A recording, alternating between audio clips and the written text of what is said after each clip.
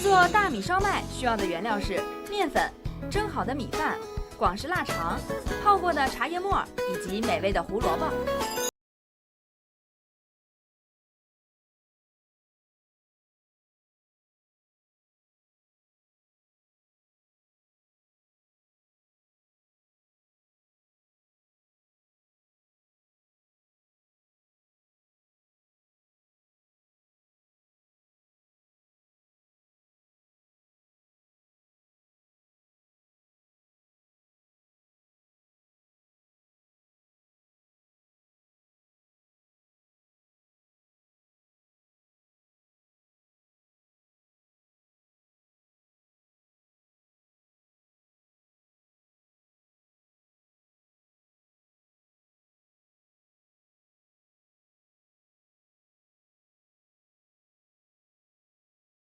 咯噔的感觉，对，它也是比较圆糯。好，咱现在来一点点哎水下去。哎，这是我们用一个擀面杖啊我感觉对擀面杖跟陈妈妈好像走错了关系啊。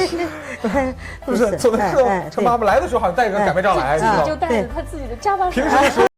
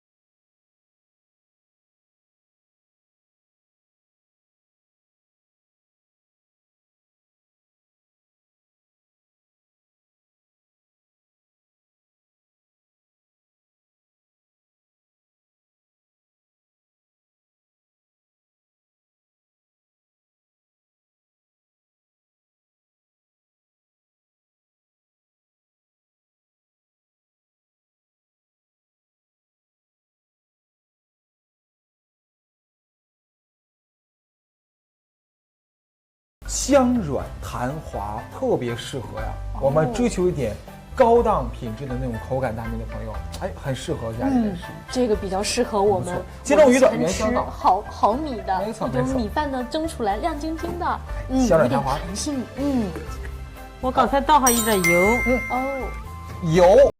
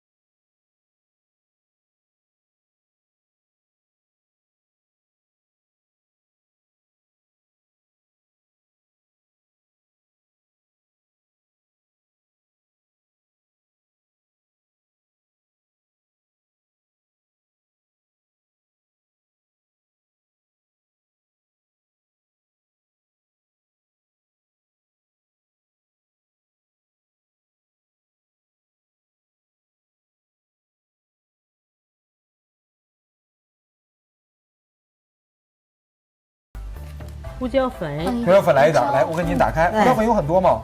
啊，不用很多。咱用的今天可是黑胡椒哎。啊，黑胡椒就可以。黑胡椒就什么黑胡椒都可以。啊，好了，多没多？不多，就这样就行了。将烧麦的馅料拌好以后盛出备用。这会儿功夫，之前的面也醒发好了，下成剂子，准备擀皮儿。